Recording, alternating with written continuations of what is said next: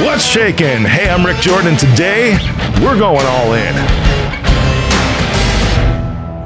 If you don't know me, I'm extremely competitive. I am highly competitive, and you're probably laughing because if you've been hearing this for a while from me, you're like, well, duh, Rick. I mean, that's kind of who you are, right? I've always been that way ever since I was young. And I was talking about this over the weekend, even to the point to where, I don't know if you've ever seen the movie Rudy, right? And it's about football, and I think it was Notre Dame. It was about Rudy Ruettiger, right? My high school gym teacher was Mr. Rudiger. Actually, I think his first name was Joe, but he was Rudy's brother.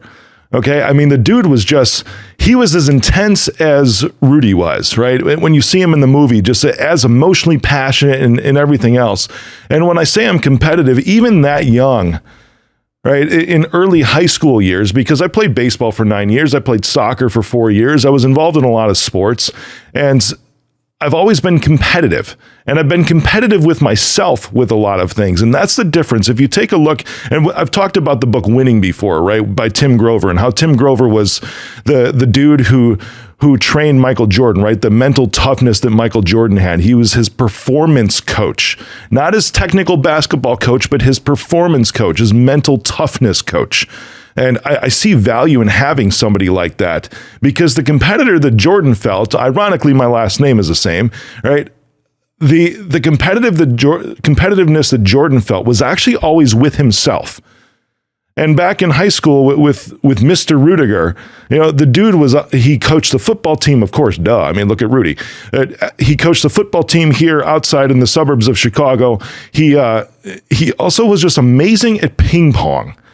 And that was kind of cool to me. So when I saw how good he was, I challenged him.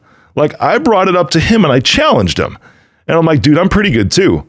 I'm like, why don't we try this, right? So then it was like the whole class, and my high school class, I graduated in 1997, and my high school class was just a little over 1,000 people, right? Big city, and it was one of 4 high schools in the area that were this collaborative thing, over 5,000 kids total, right? So in this gym class, it was a couple hundred kids that surrounded, and I was only 13 years old, like maybe 14 tops, and I'm challenging Mr. Rudiger. And as we play, you could see that he was actually making an effort, which was kind of cool to do this. I ended up losing. The 2 out of 3, I ended up losing, and he won. But that means that I still won one of the matches against him. And he told me, and he's like, man, I've never had somebody in the school beat me, let alone teacher or anything else. I've never had even in just one game, I've never had somebody beat me out of this school. He's like, good job. And I'm like, dude, I still failed. I still lost. He's like, yeah, but you probably learned something here, right? That you can continuously improve. And I'm like, absolutely I did. The thing is that I competed. I got in the game. I'm a competitor. You can't ever win if you don't get in the game in the first place. And you risk the chance of losing, but every loss can be something that can propel you forward. Every bad moment can be something that continuously allows you to learn, continuously allows to say, you know what, I'm going to make sure that I continuously grow so that my future can be what I want it to be. Now, in that moment, I could have been sulking, right? Now, I won one, but at the same time, I've seen sore losers. I've seen very bad competitors to where they will literally throw shit across the hall, right? To where they're pissed off. They go, and that's so externally focused because all of a sudden it becomes like something else happened, right? Or he didn't play fair. The ref called a bad call, whatever it is. All of these things happen to where they refuse to look internally at what's going on. This wasn't the only time when I challenged a teacher of mine. My history teacher the very next year played basketball in college, right? It was an NCAA school, and he played basketball in college. I'm like, dude, I'm pretty good. I want to play you. One-on-one, let's go. And he's like, really? I'm like, yeah, man, come on. Now, what I didn't realize at the time is that obviously there's a difference because I was 15 at that time. And I remember this vividly, my age. I was 15 at that time. And there's a difference in muscle mass and muscle development, clearly, right? Between somebody that's in like their upper 20s and somebody that is 15 years old. There just is. It's called growth, right? Like literal physical, biological growth. And still in the moment, I'm like, I think I can do this, right? I think I can beat him. So I go into this And it was close. I mean, we only played up to 15 points, and the final score was 15-11. I remember this vividly. It's like and he's like, man, that was actually pretty good. Never played me again, right? But still, I lost in the moments. I had that temporary defeat, but I'm taking a look at this, and I could have sulked, right? Because he talked about it the next day, how he beat me, right? He talked about it in class the next day, how he beat me.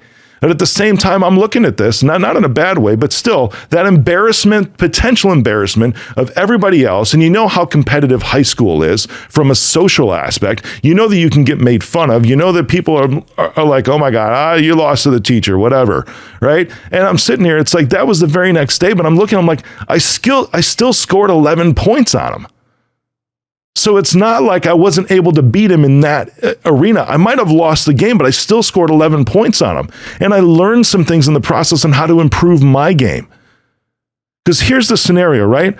A low performer will have a bad day or a bad week. A high performer will have a bad 15 minutes. I'm telling you this because you have these moments to where you can like crawl up in a corner, you can go into a hole, you can start sulking for hours on hours or days or weeks, but the identity of you is not defined in the moments as far as what happened. The identity of you is defined by what you do with that experience. Now, when you continuously take a look at these things and say, you know what? Today was a bad day. I might have had a bad day with a customer. I might have messed up on resolving something at work, or I might have had a fight with my partner. All of these things, it's like, what's your choice going to be? Because when you allow yourself to be defined by that moment, it robs you of who you are supposed to become. Every single one of us need to be competitors. And I'm going to give you some tools today in order to deal with these moments. Are you with me? Just say aye wherever you're at. Here's your tools to get through these moments, because you know what? Sometimes they suck. Sometimes they really do, right? I remember getting like elbowed in the face when I was playing this dude. I'm like, God, that really sucked, right? And then he scored a point on me. I was a physical player, and so was he when it came to basketball. Ping pong is a little hard to be a physical player, but basketball, you can be a physical player. I'm a competitor, and I would take it and be like, all right, this is how it is. So then the next time I drove to the lane, I dropped my shoulder and knocked my teacher off his ass. That made me feel good, right? It's not the moments, but you learn how to play these games. You learn how to navigate life, because these moments, moment by moment, do not define your identity. If you allow them to, it robs you of who you are supposed to become. So here's how to deal with these things, with these crappy moments, so that you can have the bad 15 minutes and then get right back in the game. Because with baseball, there's another inning. There's another time at bat. You don't just sit on the bench and sulk and be like, God, do I suck? Or that was horrible. I'm embarrassed. Everybody's looking at me. You get your ass right back up there because you've got another shot at it right away. Here's your tools to do this. The very first thing you do when you have these bad moments is you pause in awareness. You have to recognize what it is. You have to call it what it is. If you sucked, you sucked. Period. If you messed up, you messed up. If you know you can do something differently, you recognize that, man, I could have done something differently. That decision really didn't go too well for me, but it does not define me. The second thing is that breathe. Oh my God, breathe. Because when these moments happen, you start to tense up. So you breathe, it's just... That sigh, that singular sigh, is psychologically proven to release tension in the moments and give you clarity that you need to move into the next one. Because after this, once you recognize in awareness, number one, you pause in that awareness, then you take a moment and you just breathe deeply, you sigh to release your tension.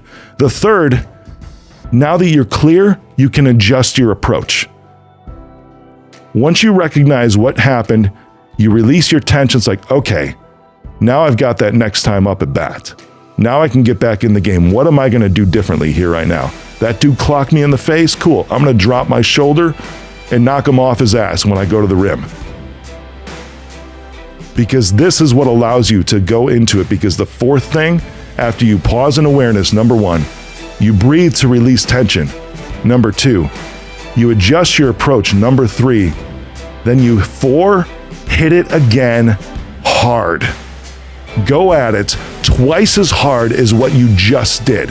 Put twice as much energy, because when the tension is released and you adjust your approach, you can take everything that you have inside you, because now you are able to take control. You are able to start redefining what you are going to be from this point forward. In life, in a relationship, in a game, you hit it fucking hard.